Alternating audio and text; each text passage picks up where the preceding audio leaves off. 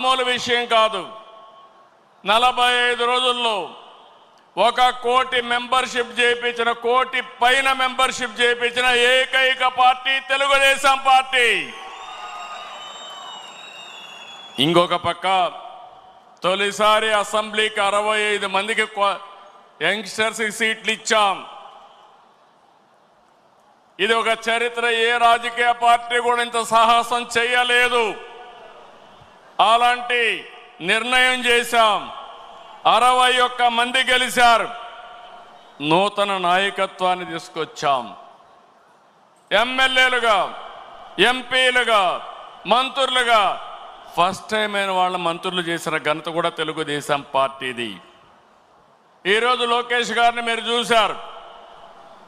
6 శాసనాలు ప్రవేశపెట్టాడు.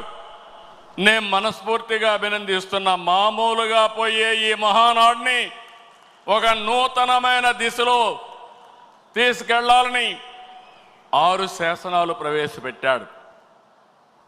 అలాంటి లోకేష్ కూడా మీరు చూస్తే బాగా చదువుకున్నాడు.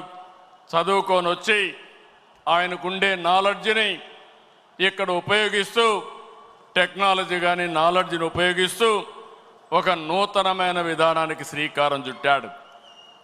ఇంకో పక్కన రామ్మోహన్ నాయుడు చూస్తున్నారు మీరు. నా మిత్రుడు ఎర్రమనాయుడు గారి కుమారుడు. కానీ ఈరోజు అతి చిన్న వయసులో కేంద్రంలో మంత్రిగా ఉండే వ్యక్తి రామ్మోహన్ నాయుడు అని చెప్పి నేను మీకు తెలియజేస్తున్నా. అదే మరి ఏ పార్టీ కూడా చెయ్యలేదు. ఒక సాధారణమైన కార్యకర్త కొడుకు వెంకట్రాజు, ఆయన్ని ఎమ్మెల్యేగా చేశాం. ఒక సాధారణమైన కార్యకర్త అప్పలనాయుడు ఒక ఎంపీగా చేశాం. మొన్నటి వరకు మీ దగ్గర కూర్చున్న వాళ్ళు ఇప్పుడు ఎమ్మెల్యేలుగా వేదిక మీదకి వచ్చారు. ఇది ఒక చరిత్ర. అంటే ఈరోజు మనం ఇక్కడికి వచ్చామంటే మనందరి మీద బాధ్యత పెరిగిందని చెప్పి కూడా నేను మీకు తెలియజేస్తున్నా. తెలుగుదేశం పార్టీ కొత్త తరహా అడ్మినిస్ట్రేషన్ కూడా శ్రీకారం చుట్టాం. ఒకప్పుడు పార్టీ గ్రామ శాఖ, మండల శాఖ, జిల్లా శాఖ, రాష్ట్ర శాఖ ఉంటే కొత్తగా ఎన్నికల్లో ప్రాధాన్యత ఇవ్వడానికి, బాధ్యత ఇవ్వడానికి క్లస్టర్, యూనిట్, బూత్, కేఎస్ఎస్ తీసుకొచ్చాం.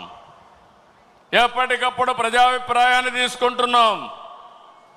ప్రజాభిప్రాయాన్ని తీసుకుని కార్యకర్తలు, ప్రజలు ఎవరిని మెచ్చితే వారికి పదవులు అప్పచెప్తున్నాం. ఇలాంటి కార్యక్రమాలతో మనం ముందుకు పోతున్నాం. నేను ఈ మహానాడులో మీ అందరికీ విజ్ఞప్తి చేస్తున్నా. 43 సంవత్సరాలుగా తెలుగుదేశం పార్టీ జెండా రెపరెపలాడుతా ఉందంటే దానికి కారణం త్యాగాలు చేసిన మీరేనని చెప్పి మరొక్కసారి విజ్ఞప్తి చేస్తున్నాను. అందుకే 2025 మహానాడు, కడప మహానాడు కార్యకర్తనే అధినేతగా సుప్రీంగా గౌరవించి భవిష్యత్తులో మీ యొక్క సంక్షేమం, సాధికారత కోసం పనిచేస్తామని చెప్పి కూడా నేను మీకు తెలియజేస్తున్నా. అయితే ఇదే సమయంలో నేను ఒకటే మిమ్మల్ని అందరినీ కోరుతున్నా. పార్టీ మీకు అండగా ఉంటాం. ప్రజలకు మీరు దగ్గరగా ఉండాలి. ఏ నాయకుడైతే ప్రజల్లో అనునిత్యం అనుసంధానం చేసుకుని పనిచేసి ఎప్పుడు ఎన్నికలు పెట్టినా తెలుగుదేశం పార్టీనే గెలవాలి, అన్ని ప్రాంతాల్లో గెలవాలి. ఈరోజు రాష్ట్రం అంతా కార్యక్రమాలు చేస్తున్నాం. అలాంటప్పుడు కొన్ని నియోజకవర్గాలు గెలిచి కొన్ని ప్రాంతాల్లో మెజారిటీ ఓట్లు వస్తున్నాయంటే దానికి కారణం అక్కడుండే నాయకత్వం కూడా అని చెప్పి నేను మీకు తెలియజేస్తున్నా. మనం రాజకీయాల్లో ఉన్నాం, రాష్ట్రాన్ని మార్చాలనుకుంటున్నాం.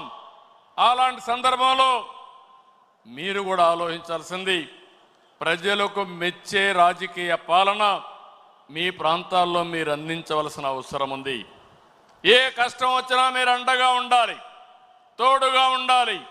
అవసరమైతే నాయకత్వాన్ని అక్కడ అడిగి గట్టిగా 10 సార్లు తిరిగి మీరు ఆ సమస్య పరిష్కారం చేసే బాధ్యత మీరు తీసుకోవాల్సిందిగా నేను కోరుతున్నా. ఇంకొక పక్కన నేను ఒకటే